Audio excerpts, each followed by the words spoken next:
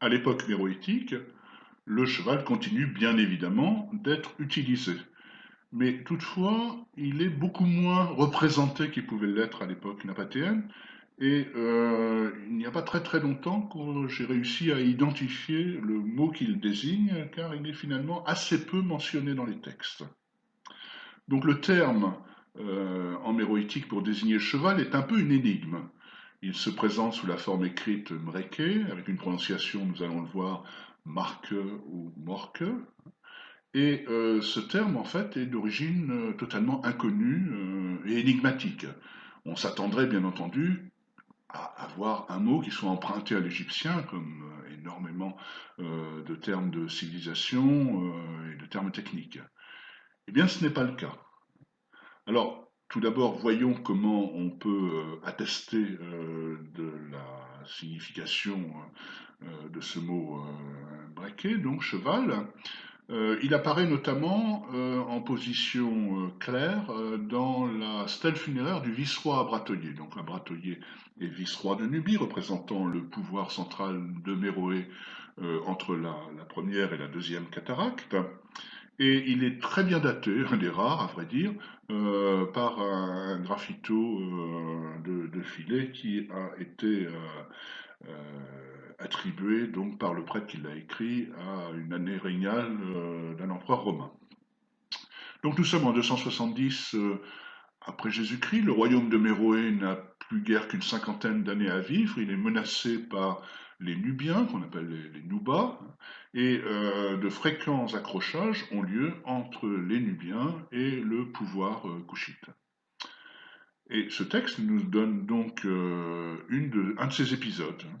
Nous pouvons lire donc Nuba, des Nubiens, des Nubas, 335. Alors là, on ignore comment cela se dit en méroïtique, c'était toujours écrit en chiffres. Keda, j'ai tué.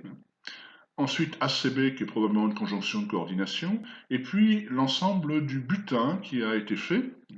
Et dans la plupart des cas, on a un déterminant qui n'est pas clair, qui est taka, qui est placé après, peut-être tous, généralement pour tous, on a cela, qui veut dire chaque en fait, mais il n'est pas impossible, effectivement, ici on est affaire à un terme signifiant tous, en tout cas il est quand même assez rare.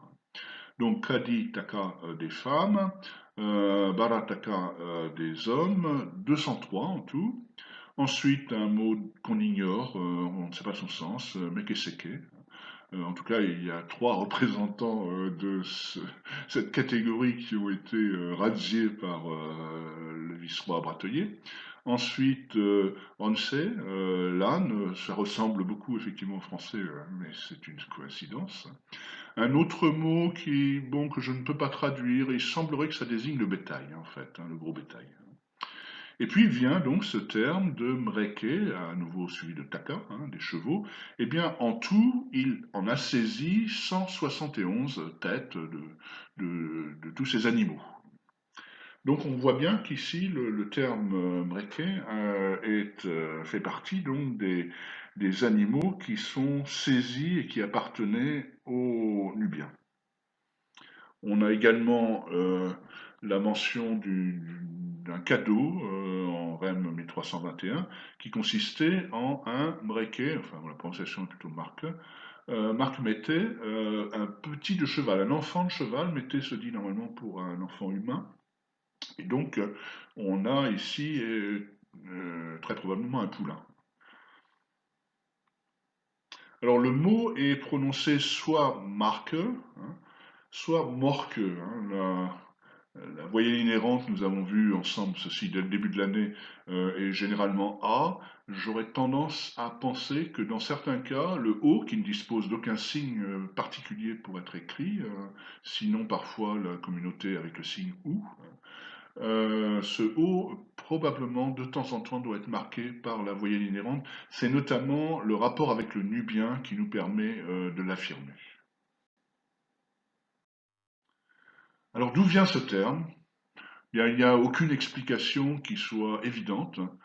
J'avais relevé depuis longtemps que le terme ressemblait quand même à une racine indo-européenne. Alors il y a plusieurs racines indo-européennes qui désignent les chevaux. Les deux plus fréquentes sont hekos, qui est passé dans le latin equus ou dans le grec hippos.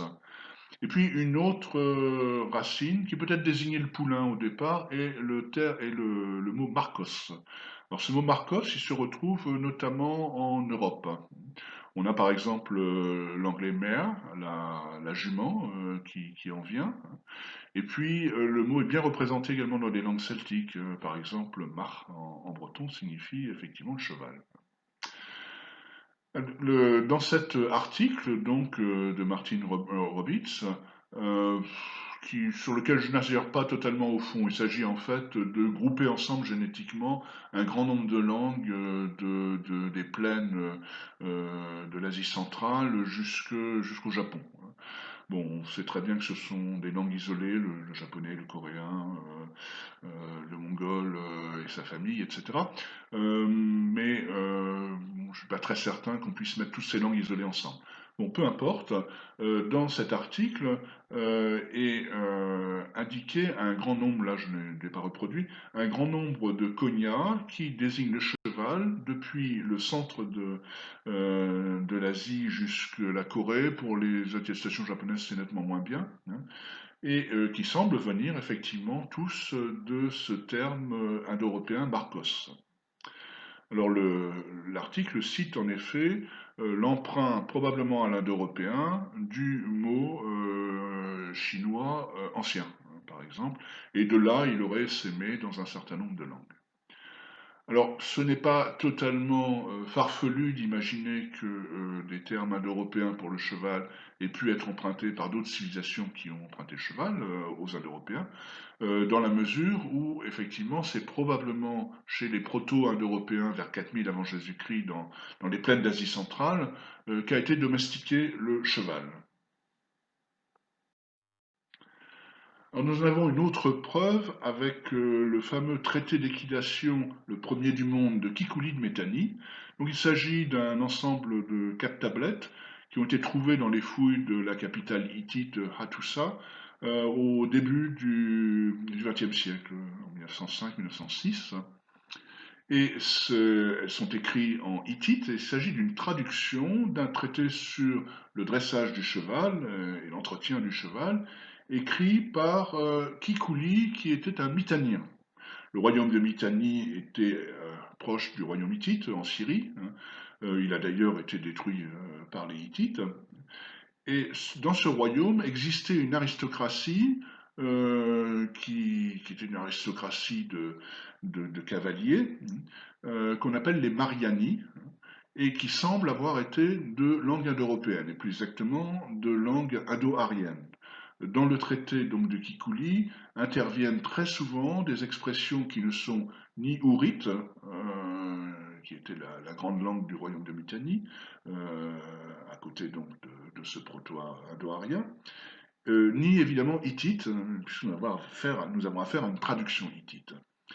Eh bien, ces termes sont clairement proches du sanskrit, etc. On trouve par exemple des nombres, on trouve tri pour signifier 3 tours de piste en fait, tri pour désigner donc trois. Enfin, vous voyez qu'on a affaire effectivement ici à une langue qui est indo-européenne. Donc le fait que assez proche, de manière assez proche de l'Égypte, on ait des attestations de vocabulaire indo-européen pour le cheval, donc certain. En revanche, ce qui est curieux, c'est que les Hyksos auraient transmis un terme d'origine sémitique, c'est sémite, aux Égyptiens, alors que les plus au sud, les Couchites auraient récupéré un terme peut-être indo-européen.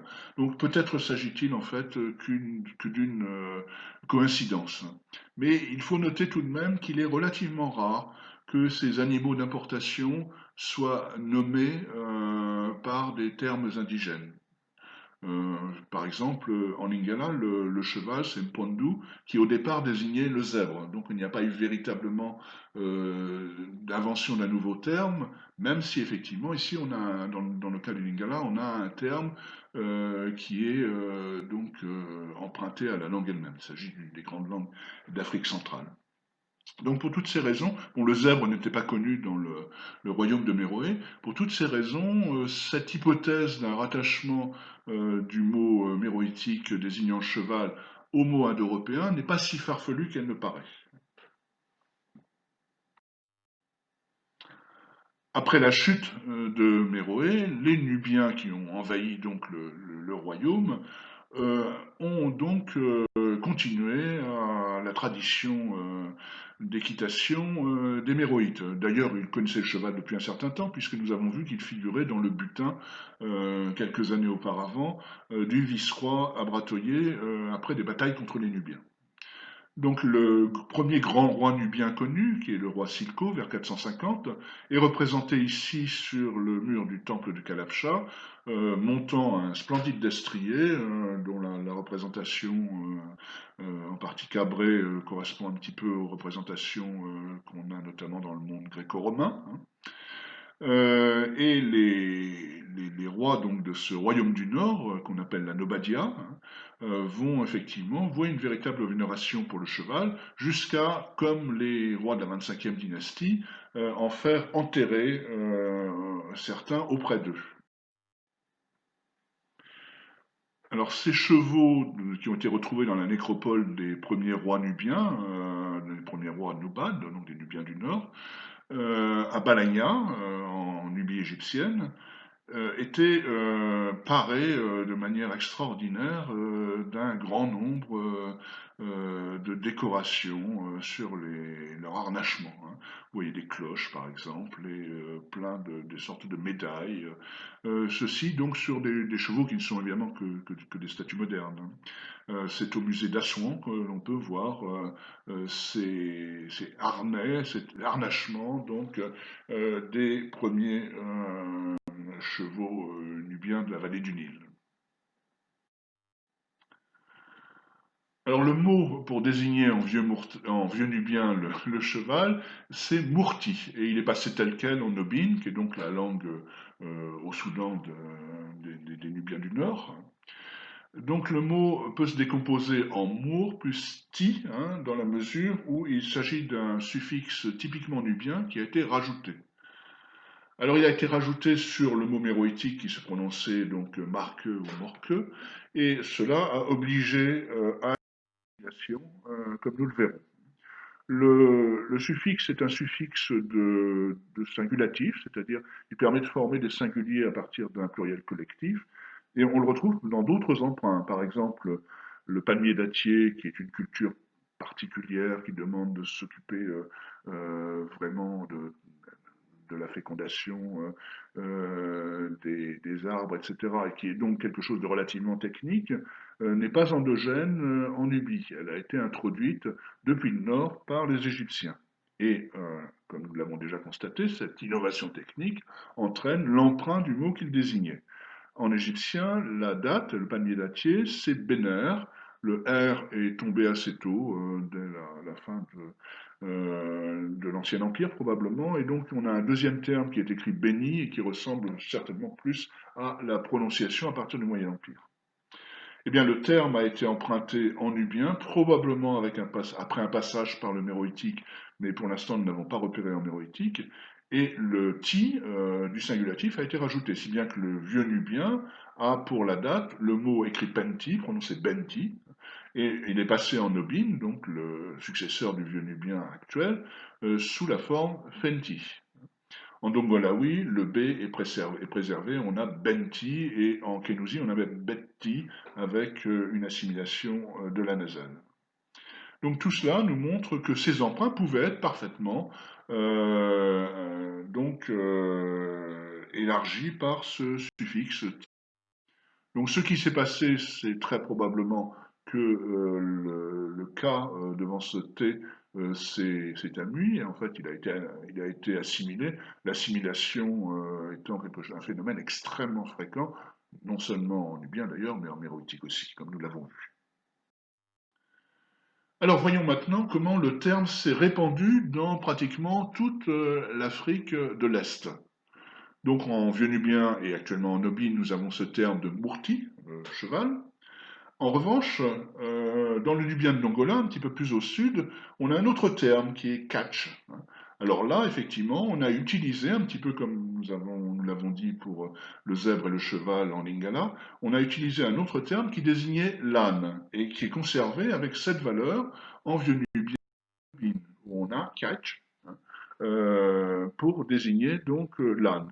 Eh bien, en fait, le terme de catch a été promu pour désigner le cheval en Dongolawi, et un autre terme emprunté au méroïtique a été utilisé pour désigner l'âne. Donc ces deux langues sont les langues du royaume de Nobadia au nord et du royaume de Makuria au sud, qui par la suite d'ailleurs a envahi le royaume du nord. Euh, les zones d'influence de ces royaumes nubiens sont très importantes. Elles vont jusqu'au Tchad. C'est une autre, un autre exposé que je pourrais vous faire, mais qui demanderait beaucoup trop de temps pour que je le fasse ici. Et on va retrouver donc essentiellement le mot mourti, hein, le mot catch se retrouve uniquement dans le nubien du Kordofan. Et ce mot de mourti, on le trouve par exemple dans des langues que j'ai étudiées, dans les Monuba, comme le Nyimang, hein, ou la Fiti. Hein. Donc en Nyimang, Mardou, hein, dans le nord des monts Nyimang, dans les monts Mandal, on a Mardou, hein, et en Lafiti, on a donc Morta. Un tout petit peu se trouvent les langues Temein, qui ont également des termes, hein, par exemple le Thésée Moto, ou le Kegajiru pratiquement semblable, qui viennent de la racine vieille nubienne. Un petit peu à côté, nous avons la famille cordofanienne, et je dois donc à mon collègue Nicolas Quin, qui en est spécialiste, les termes qui suivent. En Coalib, donc Morta. En Ko, les Noubas de Ko sont connus notamment par les photographies de Leni Riefenstahl. On a donc le terme Mortang, hein, avec donc un élargissement nasal vélaire. Et puis en Werni, qui est une langue de la même famille que le Ko, on a Abertang, avec cette fois-ci un A épinthétique au début. Ensuite, allons vers le royaume des Fours, hein, c'est-à-dire le Darfour. Hein. Et en Four, donc la langue principale de cette province, qui a été très longtemps un sultanat indépendant, le mot est aussi emprunté au vieux nubien avec une terminaison différente, et on a donc Murta.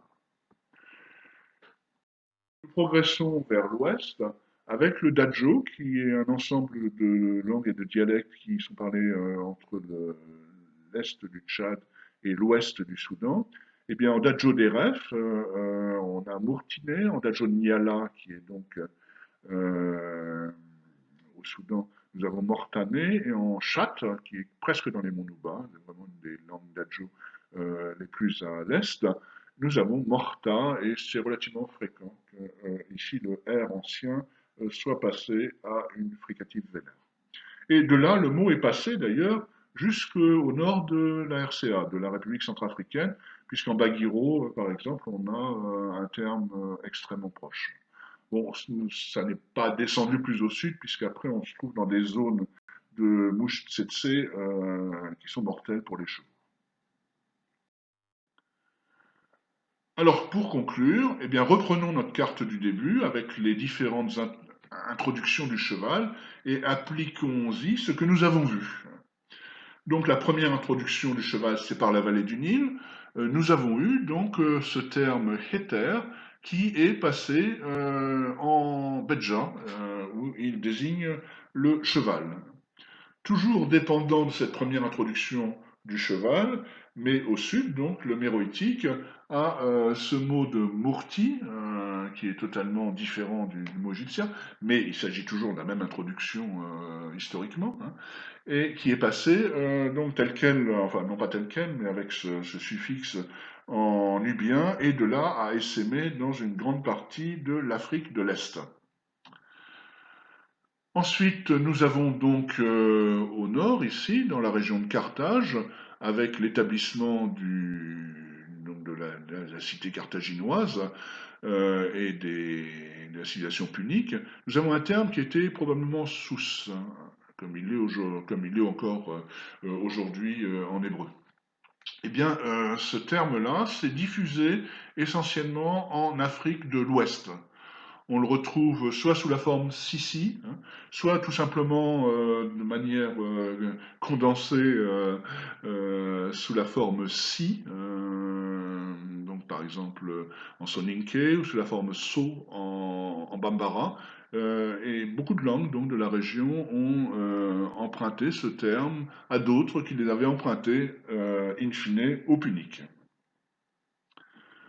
Le terme arabe se retrouve essentiellement dans le Sahel et puis donc sur la côte Swahili, et il concerne beaucoup de tribus particulières. Je crois qu'en Wolof, par exemple, le terme est d'origine arabe pour désigner le cheval.